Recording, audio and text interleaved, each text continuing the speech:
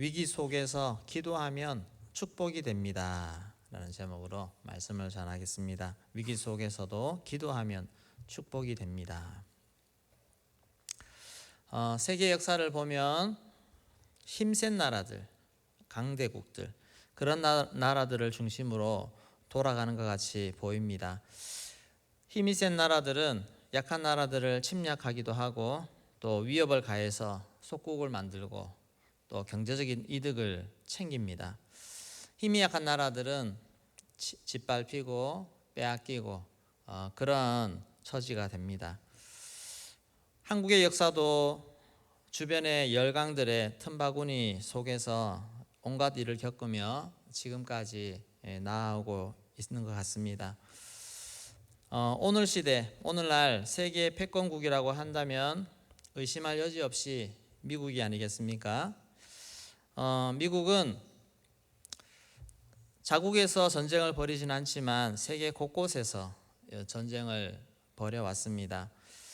미국의 이념이 자유민주주의 국가다 보니 그들이 억압받는 나라들이 미국의 도움으로 자유를 누리는 그런 경우도 많이 있습니다. 물론 미국이 자국의 이익을 위해서 움직인다는 것은 기본으로 전제를 해야 됩니다. 이것은 세상 다른 모든 나라들의 공통점이 아니겠습니까? 이익이 있어야 되는 것입니다. 그리고 이익이 되지 않으면 언제든지 발을 뺄 수가 있습니다. 미국은 베트남 전쟁에서 발을 뺐습니다. 또 이번에 아프가니스탄에서도 군대를 철수시켰습니다. 이런 미국의 철수가 어떤 이에게는 절망과도 같은 그런 일이 되어버리고 말았습니다. 아프간을 벗어나기 위해서 이륙하는 비행기 바퀴에 매달렸다가 공중에서 떨어지는 그런 장면 여러분들도 많이 보셨을 텐데 저는 처음에 보고 눈을 의심할 정도로 어찌 이런 일이 일어날까 그런 마음이 들었습니다. 수많은 아프간 사람들이 자신을 데려가 달라고 호소를 합니다. 또 수많은 사람들이 국경을 넘어 피난길로 그렇게 올랐습니다. 한 개인의 입장에서 본다면, 한 개인, 가정, 그리고 민족의 입장에서 본다면 자신의 운명이 누군가에 의해서 결정이 되고 또 힘이 센 어떤 한 나라의 결정에 좌지우지되는 그런 것 같이 보입니다. 나라의 민족도 마찬가지로. 그런데 실은 그것이 아닙니다. 우리의 모든 삶을 주관하시고 심지어 나라와 민족까지도 주관하시는 분은 우리 하나님이시라는 것입니다. 우리가 자칫하면 이 하나님이 주관하시는 세상을 보지 못하고 눈앞에 보이는 여러 강해 보이는 사람, 나라 여기에 우리가 시선을 빼앗길 수가 있습니다. 오늘 본문에 하나님을 잘 섬기던 아사 왕에게 큰 위기가 닥쳐왔습니다. 아사 왕은 후반에 인생 노년에 하나님을 떠난 것이 아쉬운 부분인데 그 전반에는 정말 하나님을 찾고 성경을 읽어보니 하나님을 찾고 그런 단어들이 계속 나오면서 하나님을 찾는 사람, 그래서 하나님이 지켜주시고 막아주시고 이런 은혜를 누리던 왕이었습니다. 그런데 그렇게 잘 섬길 때에도 적들의 공격은 있습니다. 구스, 에티오피아 군대가 100만 명의 대군을 거느리고 300대의 병거를 가지고 그렇게 침략을 해왔습니다. 탱크 300대를 가지고 왔다고 생각하시면 됩니다. 이 아사의 군대는 아사도 그에 맞서서 일단 대항해서 나가야 되니까 자기들 군인들을 다 모아서 나가는데 숫자로 보면 그렇게 적은 숫자는 아닙니다. 유다 사람이 30만 명, 베냐민 사람이 28만 명 해서 58만 명. 네. 그럼에도 불구하고 상대적으로 역부족이었습니다. 그래서 평소에 하나님 의지하던 이 아사 왕이 전쟁터에 나가서 진을 치고 대열을 벌린 이후에 하나님 앞에 간절히 기도를 드렸습니다. 그것이 오늘 14절 말씀인데 우리 14절 같이 한번 읽어보도록 하겠습니다. 아사가 그의 하나님 여호와께 부르짖어 이르되 여호와여 힘이 강한 자와 약한 자 사이에는 주밖에 도와줄 리가 없사오니 우리 하나님 여호와여 우리를 도우소서. 우리가 주를 의지하며 주의 이름을 의탁하옵고 이 많은 물을 치러 왔나이다. 여호와여 주는 우리 하나님이시오니 원하건대 사람이 주를 이기지 못하게 하옵소서 하였더니 힘이 강한 자와 약한 자 사이에 도와줄 리가 주밖에 없습니다. 또 우리가 이 싸움을 할 때 그래도 우리는 주님의 이름을 의지해서 이렇게 나왔습니다. 이 싸움에서 저들이 이긴다면 사람이 주님을 이기는 것과 똑같습니다. 우리는 주님께 모든 것을 맡겼습니다. 이제 주님이 우리의 편이 되어 싸워주셔야 되는데 사람이 주를 이기지 못하게 하옵소서. 얼마나 기도에 참 간절함이 있고 또 하나님을 의지하는 마음이 있습니까? 우리 이 군대는 이제 나의 군대도 아니요, 우리나라 군대도 아니요, 하나님의 군대입니다. 하나님이 이 싸움에 책임을 져주셔야 됩니다. 그렇게 간절히 매달리고 있습니다. 우리도 문제가 있을 때 내가 해결하기 어려운 두려움이 찾아올 때 우리는 어떻게 하면 제일 현명합니까? 하나님, 이 문제는 나의 문제가 아닙니다. 하나님, 이것을 주님께 맡깁니다. 주님이 이 문제를 맡아주십시오. 내가 하나님 앞에 하나님이 내 편이 안 되어줄 것 같으면 내가 하나님 편이 되면 됩니다. 우리는 자꾸 하나님을 내 편으로 삼으려고 할 때 잘 안 될 때가 있습니다. 그럴 때 곰곰이 돌아보십시오. 내가 하나님 편에 설 만큼 내가 합당한 모습을 가지고 있는가? 내가 회개하고 내가 하나님 뜻을 구하고 하나님 말씀대로 찾고 해서 하나님 편이 되어버리면 하나님은 드디어 나의 편이 되어집니다. 그러면 나의 문제들이 이제 하나님께로 넘어가는 것입니다. 그래서 내가 지면 하나님이 지는 것이 되고 내가 이기면 주님이 이기는 것이 되어집니다.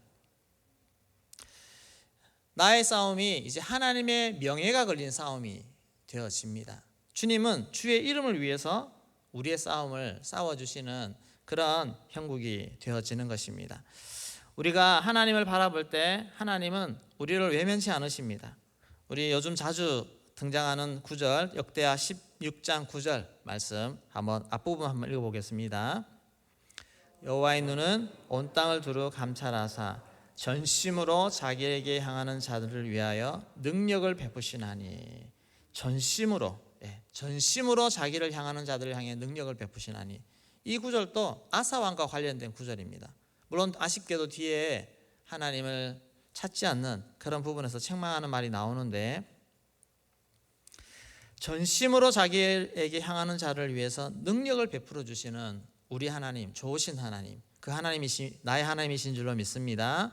시편 106편 8절 말씀 또 같이 읽겠습니다. 그러나 여호와께서는 자기의 이름을 위하여 그들을 구원하셨으니 그의 큰 권능을 만인이 알게 하려 하심이로다. 네, 자기 이름을 위하여 그들을 구원하셨으니. 하나님은 자기에게 속한 백성들을 구원하시되 그 사람이 잘하고 착하고 예뻐서라기보다도 하나님의 이름을 위해서, 나의 영광을 위해서 던져주는 것입니다. 내가 방치하면 하나님이 좀 욕먹을까 싶어서 하나님의 이름을 위해서, 하나님의 영광을 위해서 우리를 도와주시고 건져주시고 이기게 하시는 그런 일을 하신다는 것입니다. 하나님은 세상에 아무리 강한 열방이라도 하나님의 뜻에 따르지 않고 교만하면 하나님은 멸하십니다. 아수르도 망했습니다. 바벨론도 망했습니다. 하나님이 그들을 통해서 이스라엘을 치시고 유다를 치시고 도구로 사용하셨지만 결국 그들이 하나님 앞에 바로 서지 못할 때, 교만할 때 하나님은 그들도 망하게 하시는 것입니다.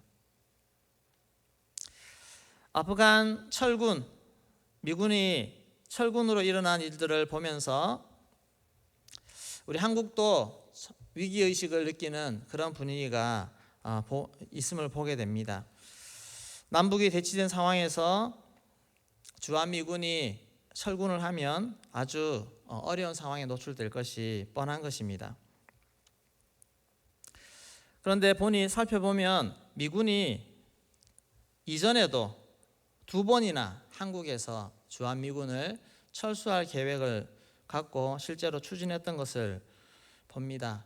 근데 그때 그것이 이루어지지 않은 것은 전적으로 하나님이 개입하셔서 막아주셨기 때문입니다. 37대 미국의 닉슨 대통령은 1968년도 11월에 당선이 되었습니다. 그리고 나서 그가 대선 공약으로 내건 것이 주한미군 철수입니다. 그리고 그것을 실행하기 위해서 닉슨 독트린을 발표를 합니다. 아시아 국가는 이제 스스로 안보를 자기들이 책임지라, 그렇게 하는 것입니다. 베트남 사건도 있고 해서 여러 가지 그런 방향 수정을 내놓습니다. 그리고 5년 안에 한국군을 그래도 현대화 시켜놓고 자기들은 다 빠지겠다고 완전 철수한다는 계획을 발표를 했습니다. 미국 내에서도 반발이 많았지만 결국 71년도 3월에 7사단 병력 2만 명을 철수시켰습니다. 그리고 나서 이 닉슨 대통령은 재선에 또 성공했습니다. 아마 그 기간이 계속 갔으면 차츰차츰 이런 철군 작업이 이루어졌을 수도 있을 텐데 문제가 터졌습니다. 워터게이트 사건이 터지면서 이 닉슨 대통령이 사임을 하게 되는 것입니다. 그리고 나서 그 문제가 거기서 멈춰버렸습니다. 돌아보면 이것도 하나님의 간섭하심이구나. 우리나라 입장에서 볼 때, 그 당시 정황을 볼 때 그렇게 볼 수가 있습니다. 또 한 번의 위기가 그 뒤에 39대 지미 카터 대통령이 당선되었을 때입니다. 이 대통령도 대선 공약이 주한미군 철수입니다. 1970년대에는 냉전 시대가 좀 와해되면서 평화 무드로 가던 그 시기에 많은 미국의 대통령들도 이 화해를 추구하는 그런 입장이기 때문에 이런 냉전 분위기를 없애고자 했습니다. 이 지미 카터 대통령도 77년 3월에 발표를 합니다. 철수하겠다고. 그때 미국 내 반대 기류가 전보다 좀 더 강하게 일어났습니다.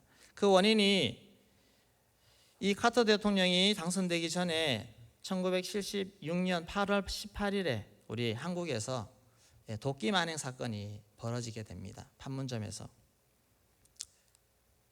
당시 공동경비구역 속에서 북측, 남측 초소가 서로 뒤섞여 있는 가운데 미루나무 저기 보이는 그 미루나무가 있습니다. 저게 점점 자라면서 서로 시야를 가리게 되어서 저것을 가지를 치려고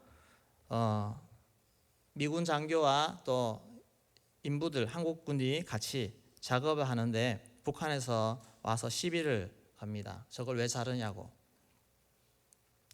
그렇게 대치하다가 미군 장교가 무시하고 작업을 계속하라고 그렇게 이야기를 했을 때 북한 측 장교가 이 다혈질인데 이 장교가 홧김에 죽이라고 그렇게 하는 바람에 몸싸움이 벌어지고 작업하던 그 도끼를 들고 그렇게 일이 벌어진 것입니다. 그 사건으로 미군 장교 2명이 죽게 됩니다. 이 사건이 벌어지고 미국은 단단히 화가 났습니다. 긴급 국무회의를 열었고 이게 대통령까지 보고가 되어서 작전 그 미루나무를 아예 베어버리는 폴 번연 작전을 세우고 대통령의 재가를 받습니다. 근데 이것이 그냥 작전을 하는 것이 아니라 전시 수준으로 작전을 합니다. 항공모함이 동원되었습니다. 일본에 있던 항공모함이 왔습니다. B-52 폭격기 아시죠? 그 3대가 떴습니다. 그리고 전투기들이 공중에 비행을 하고 해병대 1,800명이 미 해병대 1,800명이 동원되고 그래서 준전시 상태 데프콘 3를 발동해서 이 나무 하나 베는데 미루나무 저기 하나 베는데 온 나라가 전쟁을 하듯이 달라듭니다. 그리고 북한도 다급하니까 북한의 예비군까지 다 소집해서 대치를 하는 이런 상황이 발생하는 것입니다. 그런 상황 속에서 미군과 한국군이 그 공동경비구역으로 들어가서 작전을 합니다. 그렇게 저렇게 나무를 베어내는 작업을 했습니다. 거기 들어가는 김에 바리케이트 불법 설치된 거 다 부수고 초소까지, 북한 초소까지 3개를 부셔버렸습니다. 다행히 북한군이 아무런 대응을 하지 않아서 전쟁이 나지 않았는데, 그 다음 날 김일성은 도끼 만행 사건에 대한 유감을 표명했습니다. 일어나지 않을 일이 일어났다고. 그런 표명. 북한이 그런 말 하는 거 봤습니까? 북한은 절대 그런 말 안 합니다. 근데 이 사건이 얼마나 심각한 사안인지, 또 북한이 외교적으로나 전술적으로 하고 있는 방향하고 너무너무 다른 우발적인 사건이다 보니까 여기에 대해서 사건을 조금이라도 무마해 보려고 이렇게 나오는 것입니다.